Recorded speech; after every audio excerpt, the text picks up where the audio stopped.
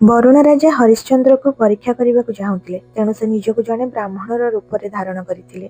ବିଷ୍ଣୁ ରାଜା ବାଲିଙ୍କୁ ପ୍ରତାରଣା କରିବାକୁ ଚାହୁଁଥିଲେ, ତେଣୁ ସେ ନିଜକୁ ଜଣେ ବ୍ରାହ୍ମଣର ରୂପ ଧାରଣ କରିଥିଲେ।